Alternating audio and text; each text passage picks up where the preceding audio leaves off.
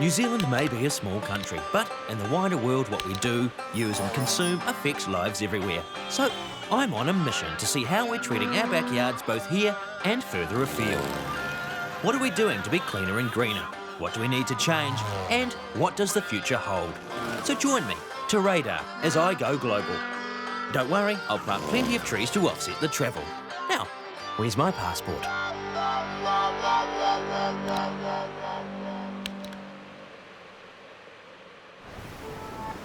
Nature is a powerful force, but it's not only the elements we can see that are at work. We're part of a complex ecosystem where there is a constant struggle for survival. All living things have developed a myriad of ways to thrive in the face of adversity. So, nature may hold the key to reducing our dependence on artificial chemicals and everything from health to farming. I'm on a journey to find people who are on the right track when it comes to natural solutions. Because when it comes to survival, we can't just be passengers, which is why I'm up front with driver Mark. You would have seen the glory days where everyone travelled by train almost. Oh, yes, in the old days, you stop in the middle of the bloody farmland to pick up a farmer's wife, you know, Yeah. but you can't do that now. No. You're not allowed to do it anyway. Less stops makes it easier, I suppose. Well, less stops is always good, I suppose, but then again, if you are picking up passengers, you want passengers. Yeah. Natural hazards in the South Island emphasise the need for an all-weather outlet from Canterbury to the west coast, and funds have already been set aside for this important project.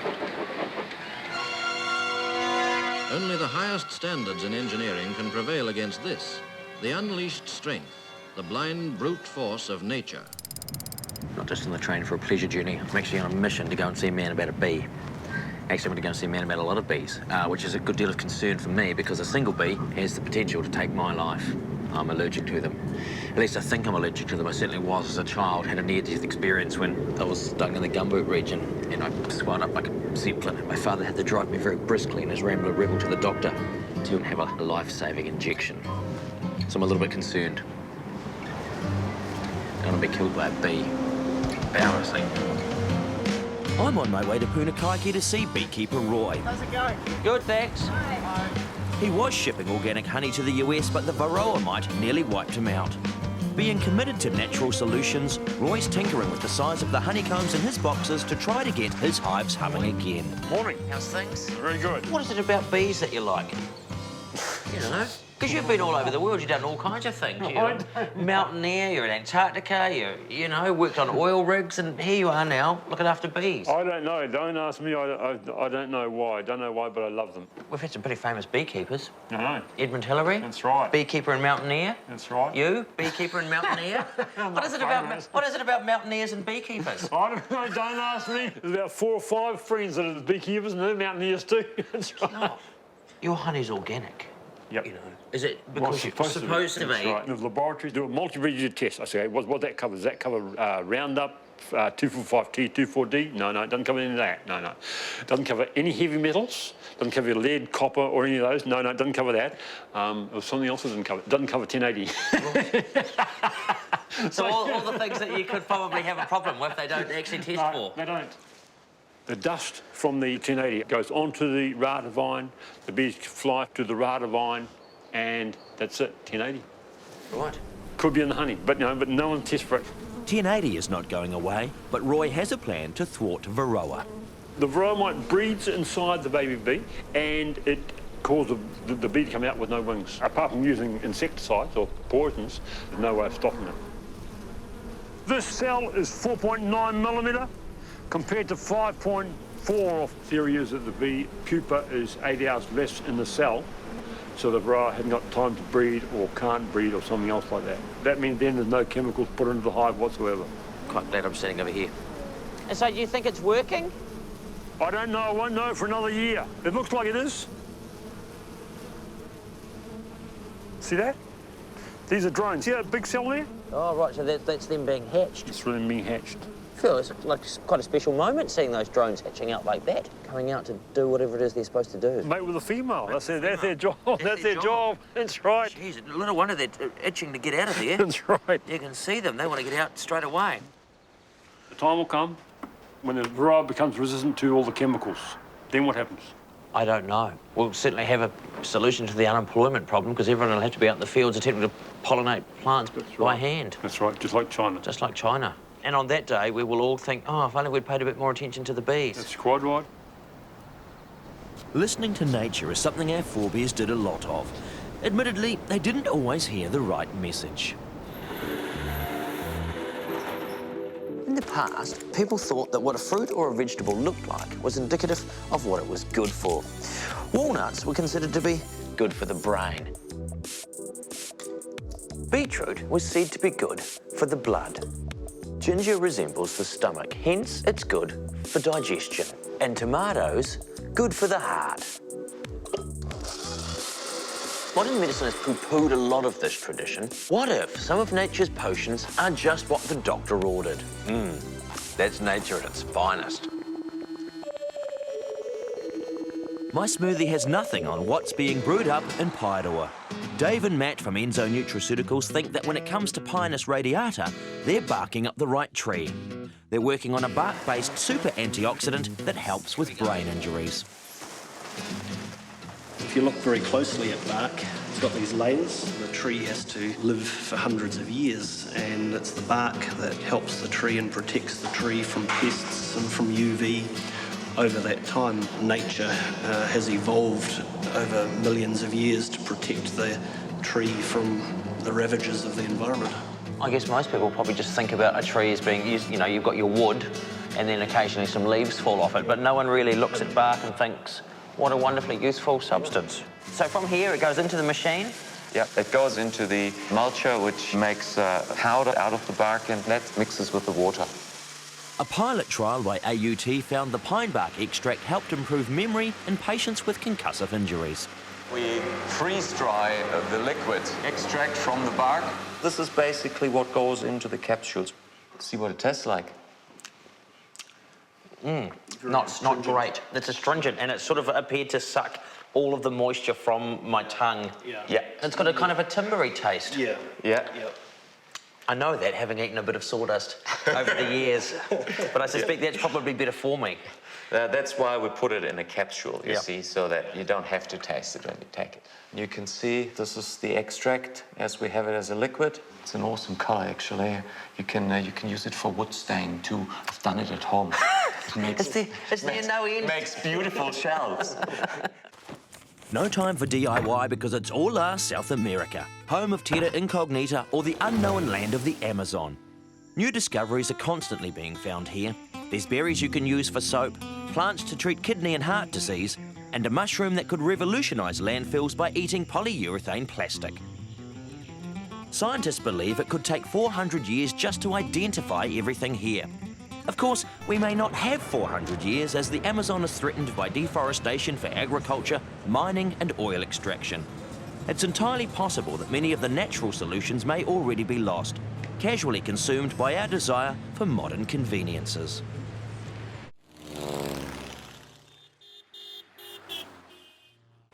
I'm in Cuba, home to Fidel, Raul and Shay. One of the biggest revolutions here wasn't political but agricultural. When the Soviet Union collapsed, Cuba's supply of imported fuel and fertilizers did too. They were forced to return to organic farming to survive. There's no doubting that Havana has a certain old world charm, but I suspect that when I leave here, I'm going to be entering an even older world, and one that I think is going to provide us with some valuable lessons for the future. Only I can figure out how to get out of town. Cubans' mastery of this old world knowledge is now sought after by a new world seeking to reduce its reliance on chemicals.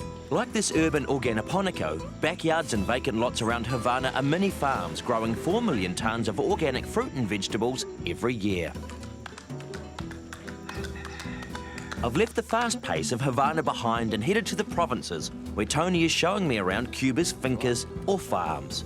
Wilfredo has one of the finest fincas to be found. Hola. That's Wilfredo, right? Hola, Wilfredo.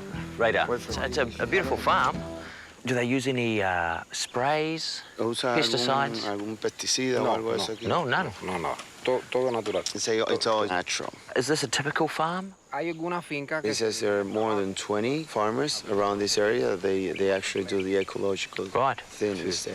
No química, no fertilizante. No chemical. Bravo. fertilizer. Yeah.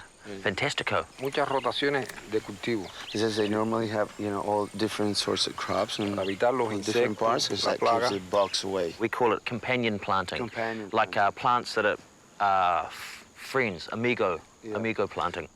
There's amigo farming going on here too. Wilfredo's rabbits eat the weeds to feed the worms, which feed the plants to go back into the bunnies. And they also eat the rabbits. Yeah, they're tasty-looking rabbits. Aquí usamos también, tenemos mucha abeja. They have a lot of bees. These are special Cuban bees. Endémicas de Cuba. So they're indigenous. Do they sting? No pica. No, he says they don't sting. They don't sting. Well, that's lucky because they might kill me. No pica. No He pica. say no fear, they don't bite. These are about the most placid and tranquil bees I think I've ever seen. Anywhere else, the bees would be all crazy. Cuban bees. Maybe we need to bring some of those into New Zealand. Ven. Oh, now I'm going to die. Con una jeringuilla. Gracias. Beautiful. That is really beautiful. I think that's some of the nicest honey I've had in a really long time. You could drink that. That honey is actually nice enough to risk death for. I'm terrified of bees because of their ability to kill me to death. Moving gently away from where the bees are, back to an area that's safe. Probably over here.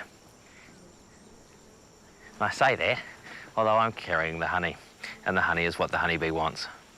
Le ginger gringo, the honey hombre.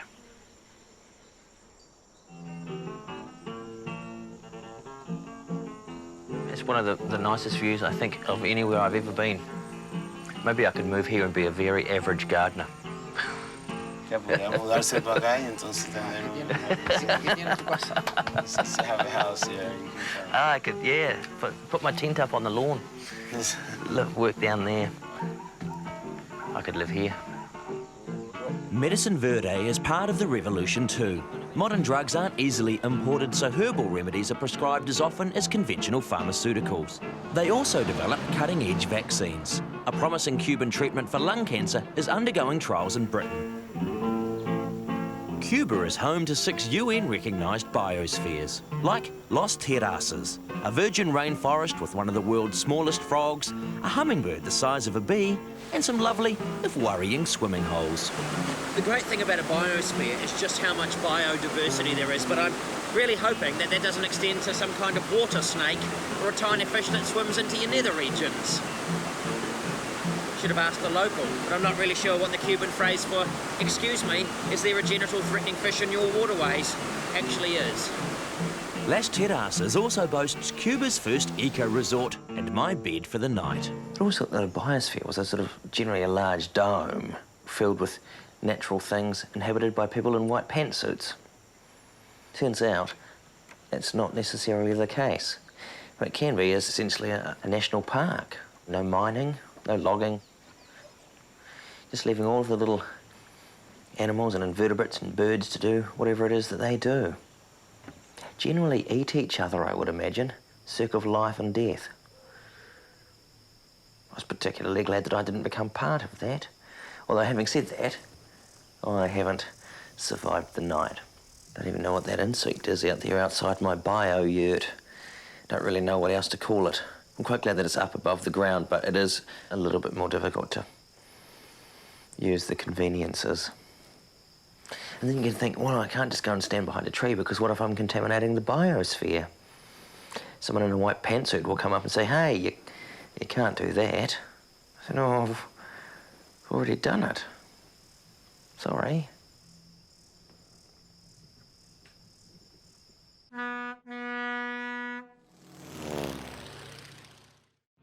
If I thought it was warm in Cuba, it's even warmer in this glasshouse near Pukekohe. Thankfully, like much of Cuba, it too is chemical-free. That's because grower Peter was game enough to trial a New Zealand product that controls bugs naturally. We were at a point where insecticides were not working properly, and when this product came along, we thought we would trial it here, and within 4 weeks we could see that on the leaves. What would you have done if something like this hadn't turned up?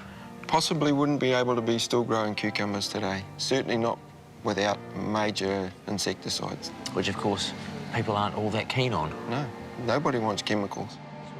Cucumbers off to market. The man behind it is Stephen from Biotelegia in Pukekohe. He's a fun guy who's breeding fungi to kill bugs. Thank you. We're growing fungi in a soup medium where it's rapidly producing what we call blastospores. They literally blow a hole through the side of the insect. Right. Then the fungus puts a root system inside the insect, injects a whole number of toxins, and then uses the insect as a food source. It sounds a bit horrific. It's not a pleasant way to die for the insect, but it's completely non-toxic to us, which is why we're growing them. One of the great beauties of New Zealand is that we've been so separated from Gondwana land for such a long period of time that our fungus has innately developed other ways. I mean, Kiwis are proud of their nature, innovation via number 8 wire and all these sort of things. And the reasons why we've developed that culture is because of our distance. Well, these have done exactly the same thing at a micro level. It's a true pathway towards removing toxic pesticides from the food chain. There literally could be trillions of these things at a microscopic level that we're able to harness and then change pesticides, change medicine. New Zealand could lead the world in green tech and actually being the biopesticide capital of the world. Rather than digging holes in the ground and destroying fauna and microflora that's indigenous to New Zealand in that process, we've got data that shows that we can earn between $750 million and $1 billion by 2025 using exactly the 4 technologies that we're developing here and at Ag Research in Lincoln. It's amazing to me to think that the survivability of the planet could all come from a discovery made here in Pukekohe. Wouldn't that be great? Put Pukekohe on the map for more than just potatoes and the Glenbrook Vintage Railway. There is a new laboratory at Taita. The anatomy of soils is studied microscopically. Individual small fungi picked out and grown in Petri dishes. How much copper in this soil solution? 1 part in 1,000,000, 1 part in 10 million. Added to the growing solution for the mold Aspergillus, and the spores give the answer. The more copper there is, the darker the spores are. There's a region in New Zealand keen to put itself on the map for being natural. Pure Hawke's Bay are a group determined to keep the area GE-free. I'm meeting organic farmer Scott, who believes we shouldn't be too quick to leap on the GE bandwagon. Hello, Radar. Nice to see you. Nice to see you, and great welcoming committee. Yes, I hope they behave themselves. Yes. Let's go. You get those folk who say there's going to be 9 billion people in another 30 years. The only way we're going to feed them is by the use of science to forward this food production onwards. We don't want to compete with Brazil and soya beans. Brazil's doing millions of acres of soya bean and maize and the likes. We want to be supplying a top-end food market. Maybe New Zealand can produce enough food for 24 million people. Not 2 billion or 6 billion or something. Right. It does look, to my relatively untrained eye, not a bad harvest of carrots. And obviously these are all organic? Yes, they are. You've got guys there pulling these out by hand. Is it on a machine that can do that? The machine is actually very hard on the soil. And for us, the answer lies in the soil very much. It's all about having a great crumbly structure to our soil. We're better off to have the quality of the hand harvest. You don't want to snap them, Rado. If you snap, you'll break the crown out. And when you break the crown out, you've got a wound. Gosh, who knew that harvesting carrots was such a delicate sort of business? There's so much of this that people don't really appreciate. I've always encouraged people to grow some of their own veggies, because then when you go and buy them in the supermarket, it's not all about how cheap can you buy it for, it's about how you value. This is certainly not, you know, something I imagine you would see a lot of these days. It's people weeding an onion field. No, and it's the only way we can do it, looking after the quality of the onions and keeping it weed-free, because onions don't like competition from other species of plants, such as weeds and the like, so we keep it clean right the way through. That is hard work too. It is hard work. I have enough trouble keeping my own garden weeding, let alone 3 hectares of onions. That's nice to see. That ladybird will be eating some thrips. If this was a conventional onion field, you wouldn't see that kind of thing here. No, perhaps not. Some of the insecticides will definitely remove the good bugs and the bad bugs.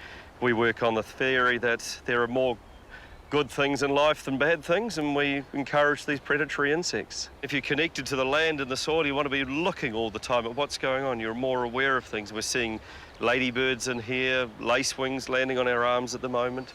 It's great biodiversity, living in harmony with nature. They're actually, in many ways, free employees. Yes. If only we could get them to weed. Scott's favourite crop? the blueberry. We're sowing clover around the base of these now to give us an understory management to stop the weeds, but also fix nitrogen for us. And of course, you know, you got all that clover, I guess, a wonderful wonderland for bees. Every time a bee visits a blueberry, it pollinates more seeds. And more seeds equals more size, equals more money for the grower. We need to encourage bees. Busy little bloody things, bees, aren't they? Always out there working. No day off for a bee. No. I imagine that when people go to a supermarket and buy blueberries, they would have no idea that they've been so delicately handled by people just taking them off the bush. One berry at a time. Our main markets are very discerning, very educated, and they don't want GE, and that's just really the market drivers. So Pure Hawke's Bay is a group of people who are keen to push for a GE-free position in Hawke's Bay. And what's the rationale behind that? Hawke's Bay is a very important food-producing region for New Zealand. Our markets are demanding GE-free produce. We're not anti-science. We need science. All of us need science. It's what drives us in our technology. We need the scientists just to work in a different area to help us. You know, there's so much work that can be done in traditional plant breeding, etc. Biotechnology is a huge field, and that can really be beneficial to New Zealand's farmers. My philosophy is let's work with nature. If we try and outsmart nature, nature will always come around and kick us in the butt. I love science. I think it's absolutely astounding. And clearly the future lies with this wonderful synthesis of science and nature. After all, nature's been around a lot longer than we have, and there's every possibility that nature will be around long after we've gone. And so out there somewhere, nature has many of the answers.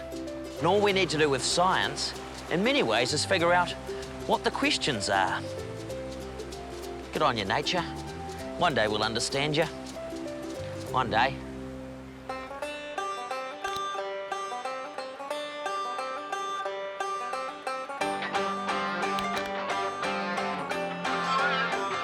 Join me next week when I look at what we do to and with our land. From those protecting the Navajo reservations to the Kiwi winemaker raking up international awards for putting back more than he takes out.